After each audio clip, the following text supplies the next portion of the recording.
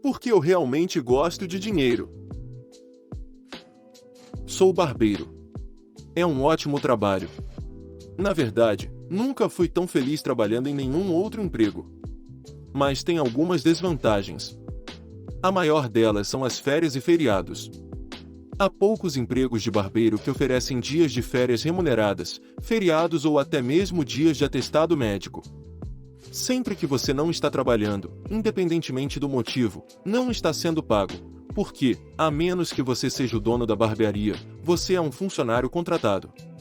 Alguns anos atrás, eu estava trabalhando com um dono em sua barbearia, que ficava em uma pequena cidade do Texas. Mesmo sendo dono, vou me referir a ele como parceiro daqui em diante, porque foi assim que ele me fez sentir. Era um ótimo cara para trabalhar. Ele e eu havíamos estudado juntos na escola de barbeiros e ele é um cara muito legal e um bom amigo. Mas ele também é uma pessoa bem direta.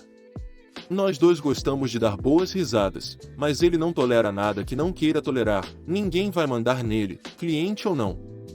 Faltavam alguns dias para o dia de ação de graças e ele estava planejando fechar a barbearia na quarta-feira à noite e só reabrir na segunda-feira seguinte.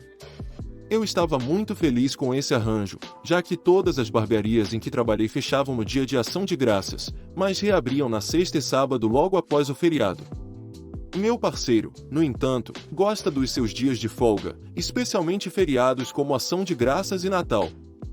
São momentos para passar com a família e ele acredita muito nisso. Ele teria me permitido trabalhar nesses dias se fosse algo que eu quisesse fazer, já que entendia que nem todo mundo é como ele e não gostaria que alguém trabalhando com ele perdesse dinheiro só por causa de algo que ele queria fazer. Mas eu estava muito feliz que ele fechasse nesses dias porque também adoro esses feriados. Desculpe pela longa introdução. Eu sei.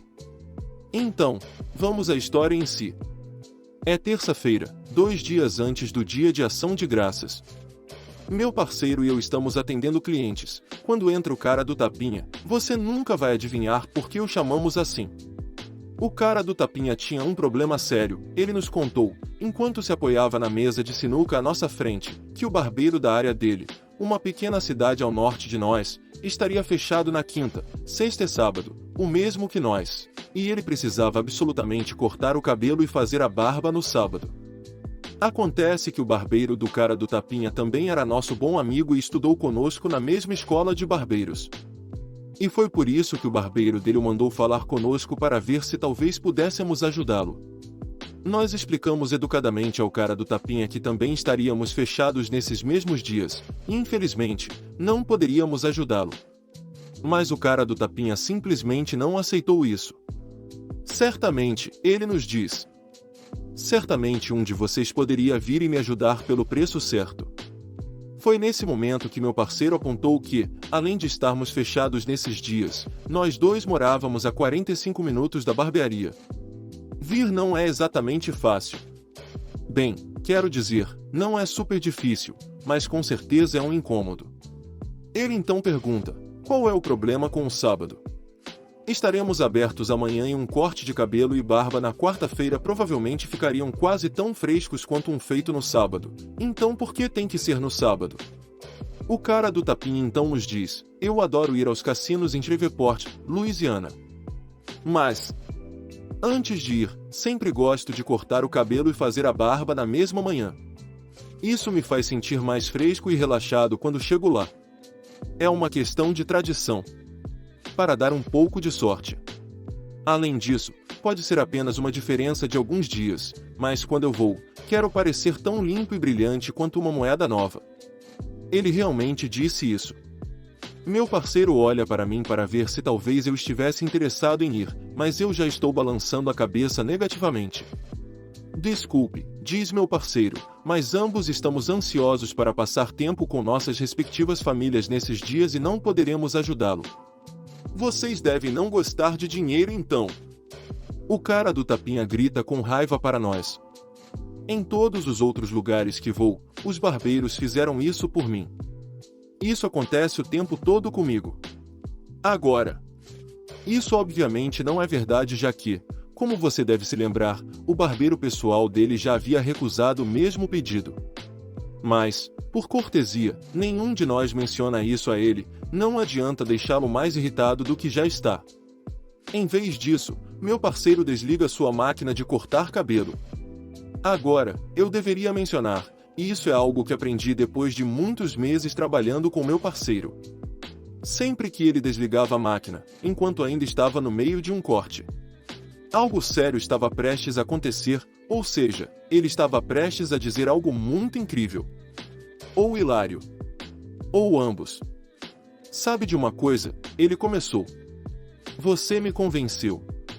Pelo preço certo, ficaria feliz em me levantar durante meu feriado com minha família, dirigir 1h30 ida e volta, só para dar a uma única pessoa um corte de cabelo e uma barba. E até vou me esforçar ao máximo para garantir que seja o melhor corte de cabelo e barba que você já teve. É isso que eu gosto de ouvir, disse o cara do tapinha, animando-se em antecipação. Quanto estamos falando? R$ 350, gritou o meu parceiro, com toda a sinceridade. O cara do tapinha ficou ali, apoiado em nossa mesa de sinuca, em silêncio atônito. Ambos esperávamos para ver o que ele diria, até os 5 ou 6 outros clientes na loja esperavam ansiosamente por sua resposta.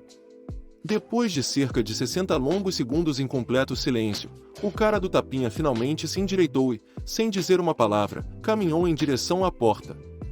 Porque eu realmente gosto de dinheiro. Meu parceiro gritou para ele assim que a porta começou a se fechar atrás dele. Atualização: o cara do tapinha apareceu em nossa loja cerca de 1 ano e meio depois. Não tinha como não reconhecê-lo. Meu parceiro e eu trocamos olhares quando ele se sentou para esperar sua vez. Depois de esperar cerca de 30 minutos, chegou a vez dele, e eu o atendi. Imediatamente, antes mesmo de se sentar, ele começou a pedir desculpas a nós dois por seu comportamento anterior. Tudo bem, eu disse. Então, por que você está aqui? Acontece que o barbeiro dele estava de férias com a família, o cara do tapinha precisava de um corte de cabelo e uma barba e veio aqui para fazer isso à nossa conveniência. Tudo foi perdoado, e ele teve seu pedido atendido. Você já teve uma experiência estranha ou engraçada no cabeleireiro? Conte nos comentários. Certo. Ligue para o dono do terreno. Então, quando eu tinha 13 anos, eu era realmente apaixonado por salboarde sempre que tinha chance, eu estava praticando durante o inverno. Embora nos últimos anos, eu pudesse fazer isso até em julho. Havia uma colina enorme que era aberta para todos o ano inteiro, desde que não cortassem árvores ou estragassem o lugar. Essa colina ficava em um terreno no meio do mato que, alguns meses antes desse evento, tinha sido comprado pelos meus tios para evitar que fosse derrubado. Ninguém sabia que esses homens eram meus tios, pois todos nós temos sobrenomes diferentes e a família do meu pai é enorme. Isso volta a ser mencionado mais tarde. Um dos pais disse que nós que não éramos bebês entre nós não tínhamos direito de estar ali, pois éramos grandes e violentos para usar aquela colina e geralmente deixávamos as crianças roubarem ou danificarem os snowboards, esquis ou fazíamos coisas para afastar todos os outros. Eu não me importava muito, pois quando eu ia lá, usava meu salboard barato de $10 que era construído quase como um trenó de plástico. Então eu não precisava carregar meu salboard maior e melhor pela cidade. Isso, como você pode imaginar, irritou ainda mais essas Karens. Eu nunca entendi por que elas ficavam tão chateadas. Elas poderiam levar seus filhos para praticar trenó em qualquer lugar e havia até estradas públicas fechadas no inverno porque eram perigosas demais para dirigir e que as pessoas usavam o tempo todo como lugares para trenós. Que também eram muito mais próximos de casa e mais seguros porque não havia árvores para bater, troncos caídos ou chances de coiotes decidirem que seus filhos eram petiscos. Depois de uma semana delas constantemente reclamando e resmungando, eu finalmente disse: olha, vocês podem praticar trenó onde quiserem. Eu? Porque alguns idiotas decidiram estragar a propriedade e invadir, eu nem consigo praticar salboard na minha própria casa porque os vizinhos reclamam que eu posso quebrar a cerca deles. Então, a menos que eu queira pagar centenas de dólares para ir a um resort chique, este é o único lugar onde posso praticar salboard. Em um terreno com quase 1 quilômetro de largura, tenho certeza de que todos nós podemos nos divertir. Eu não esperei uma resposta, apenas desci a colina, desviando de todas as crianças que achavam que deitar no meio do lugar onde todos estavam esquiando, praticando salboarde ou trenó era uma boa ideia, e pensei que seria o fim disso. Mas, como você pode imaginar, eu estava errado. Eu nunca fui muito bom em parar, então parei quando bati nas árvores, grato por ainda serem flexíveis. Por cima do som das risadas e da neve sendo despedaçada, ouvi a Karen gritando e me viu no topo da colina, apontando para mim e me chamando de todos os nomes possíveis. Aparentemente, ela ligou para o marido, que confirmou que moravam por perto, e disse que 1. Eu a tinha ameaçado, 2. Eu a tinha xingado de todos os nomes possíveis e 3. Eu era um adulto. Com 13 anos, eu tinha talvez 1,14 metros e parecia ter 10 anos. O marido dela teve que segurar o riso quando me viu subindo a colina, vestindo um macacão cor-de-rosa da Barbie e carregando um salboarde barato preto com verde elétrico da Monster Energy debaixo do braço. Ele perguntou o que eu tinha dito. Eu repeti e admiti que sabia que palavrões eram errados, mas expressei o quanto estava irritado. Ele tentou acalmar a esposa, mas ela gritou mais e disse: "Vou ligar para os donos do terreno." Eu sorri como o gato de Cheshire e falei: "Vá em frente. Eu também vou falar com eles." Então ela fez isso e começou a reclamar muito, com gestos exagerados e pulos, parecendo uma galinha furiosa. Finalmente, quando ela começou a perder o fôlego, ouvi um dos meus tios dizendo: "Já vou aí, aguente firme." O sorriso de deboche que se espalhou pelo rosto dela quando ouviu isso. Ela fez uma careta para mim e disse: "Vou te colocar em tantos problemas." Até então, o marido dela já tinha reunido as crianças e mandado esperarem na caminhonete. Ele parecia querer se enfiar em um buraco e morrer de vergonha. Depois de uns 15 minutos, uma caminhonete chegou e meus tios desceram. Eles foram falar com a mulher. Percebi que eles não acreditavam 100% nela, mas como era o terreno deles, se algo acontecesse, seriam responsáveis. Ela ficou irritada de novo e exigiu que eu fosse banida para sempre e tudo mais. Eles olharam em volta e pediram para ela apontar para a mulher perigosa e desrespeitosa, já que eu era a única praticando salboarde naquele dia.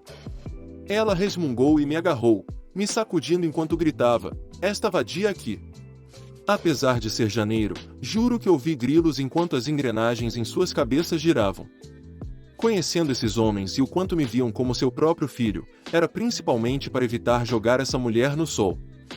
Finalmente, um deles falou: "Você quer dizer nossa sobrinha?" Karen gaguejou e tentou pensar em alguma resposta, mas falhou miseravelmente. Então meus tios deram a ela uma escolha: ir embora e voltar em alguns dias. Eles passariam por lá para garantir que ela ficasse longe, ou continuar agindo como estava e eles prestariam queixa contra ela por agressão por ter me agarrado, além de responsabilizá-la por quaisquer danos que os filhos dela causassem aos equipamentos de outras pessoas. Aparentemente, eles vinham recebendo ligações, mas ninguém sabia o nome dela, então a polícia não podia fazer nada. Ela resmungou e saiu bufando, com o marido a seguindo e parecendo um cachorro abatido. Ela nunca mais voltou. Você já teve algum encontro com uma Karen enquanto praticava esportes ou atividades ao ar livre? Compartilhe sua história mais louca nos comentários. Vingança do bombeiro. É uma história de um amigo. Eu trabalhei com um cara que estava estudando para ser bombeiro e ele trabalhava meio período em um departamento de bombeiros do condado. Em um sábado quente de Tucson, eles receberam uma chamada sobre um campo que estava pegando fogo. Eles foram até lá e o campo fazia divisa com os quintais de um bairro.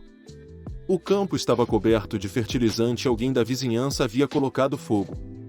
Quando o caminhão chegou, foram recebidos com gritos e risadas sobre que trabalho de merda eles tinham e deram risada. Todos os vizinhos estavam alinhados na borda do campo, rindo deles. O incêndio era bem pequeno e os bombeiros poderiam facilmente apagá-lo com paz, ancinhos e um pouco de água. Então, eles ficaram surpresos quando o capitão disse para pegar as mangueiras, o que significava que eles teriam que limpar tudo aquilo quando voltassem, e ninguém queria fazer isso. Eles montaram tudo e apontaram a mangueira para o campo diretamente na frente de todos os vizinhos e soltaram a água. Chuviscou água e fertilizante neles, exatamente como o capitão queria. A polícia foi chamada e, pelo que entendi, teve muita dificuldade em não rir enquanto registravam a reclamação. Qual foi a vingança mais engraçada que você já presenciou ou fez? Conte nos comentários. Forçando alguém a cumprir sua promessa ameaçadora. Era janeiro de 2022. Uma nova onda de Covid atingiu e devastou a força de trabalho nas grandes cidades daqui. Em média, cerca de metade da força de trabalho de qualquer setor ficou doente em casa por cerca de uma semana ao mesmo tempo. As prateleiras dos supermercados não eram abastecidas porque não havia trabalhadores suficientes para mantê-las cheias. O número de linhas de ônibus foi reduzido pela metade. A lista continua. Na minha loja de varejo, apenas 2 de nós não ficamos doentes. Com 2 pessoas na equipe, não conseguíamos fazer tudo, então tivemos que decidir quais partes do trabalho deixaríamos de fazer. A maior parte da nossa receita vem de vendas online, então decidimos fechar a loja e nos concentrar no envio dos pedidos online. Ainda tínhamos que atender ligações e e-mails, então estávamos muito estressados. Isso só estava acontecendo nas grandes cidades, é claro, as localidades mais rurais escaparam das grandes interrupções. Um dia, recebi uma ligação de um cliente. Ele fez um pedido online no dia anterior, pagou pelo envio expresso, mas percebeu que não havia sido enviado. Ele ligou, perguntou por que não havia sido enviado. Olhei em sua conta e vi que ele morava em uma cidade rural a horas de distância. Essa foi a conversa. Cliente chato: oi, fiz um pedido ontem com envio expresso. Por que ainda não foi enviado? Eu: muito desculpa, só temos 2 funcionários por causa da Covid e estamos fazendo o possível para acompanhar os pedidos online. Cliente chato: mas eu paguei pelo expresso. Eu: sim, e como expliquei, somos apenas 2 funcionários, tivemos que fechar a loja e há muitos pedidos para embalar. Nós os embalamos do mais antigo ao mais novo, estamos tentando dar o nosso melhor. Cliente chato: bem, o seu melhor não é bom o suficiente. Eu paguei pelo expresso, deveria ter sido enviado até agora. Meu melhor não era bom o suficiente? Que cara mais imbecil. Nesse ponto, eu já tinha enfrentado muito estresse, então eu deixei ele ouvir tudo. Pagar pelo expresso não significa que embalamos o pedido mais rápido, significa que, uma vez que a transportadora o tenha, ela o entrega a você mais rápido. Esse dinheiro extra que você gastou não vem para mim nem para esta empresa, vai para a transportadora. Há pedidos mais antigos que o seu, eles têm prioridade, esperaram mais que vocês serão embalados primeiro. Cliente chato: eu não me importo, você precisa enviá-lo hoje. Eu não posso prometer isso. Você tem alguma ideia do que a Covid fez com a força de trabalho daqui? Cliente chato: não e não me importo. Se você não enviar meu pedido hoje, prometo que nunca mais comprarei com você. Eu ri alto de verdade com isso. Eu, literalmente não poderia me importar menos, não faz diferença para mim. Nesse ponto, desliguei. Para a entrada da minha vingança, eu propositalmente pulei o pedido dele, mesmo que tenha chegado a ele. O pedido foi enviado no dia seguinte. O prato principal, porém, foi saboroso. Eu bloqueei a conta dele para que ele não pudesse comprar conosco novamente. Ele prometeu que não faria isso, então eu queria ter certeza de que ele não quebrasse a promessa. Ele tentou, no entanto. Ele criou outra conta. Eu reconheci o nome e confirmei que era ele através do endereço de entrega. Eu cancelei o pedido e processei o reembolso. Para a sobremesa da vingança, eu fiz algo realmente mesquinho. Quando você processa um reembolso, reverte o pagamento feito pelo cartão de débito. Você pode colocar uma observação quando fizer isso, para que o cliente saiba por que o dinheiro está reaparecendo em seu banco. A nota que coloquei foi para ajudá-lo a cumprir sua promessa. Você já viveu uma situação parecida com essa? Conte nos comentários qual foi a vingança mais criativa que você já aplicou ou presenciou. Assediar estudantes universitários? Na Rússia soviética, estudantes universitários assediam você. Quando eu estava na faculdade, por volta de 2014, eu tinha uma vizinha em um complexo de apartamentos que era uma verdadeira Karen, que todos odiavam. Ela era tão rude e condescendente com literalmente todo mundo, tinha um cachorro irritante que latia em todas as horas da noite e odiava estudantes com paixão. Ela regularmente apresentava queixas de barulho contra as pessoas, de novo, principalmente estudantes, que estavam simplesmente vivendo suas vidas. Ela também fazia reclamações para a faculdade. A gota d'água foi quando ela chamou a polícia para mim e meu colega de quarto quando estávamos hospedando uma noite de jogos de tabuleiro em nossa casa com alguns amigos numa sexta-feira. Não tinha música e nem álcool envolvido, mas Karen ligou para eles e disse que estávamos fazendo uma festa selvagem.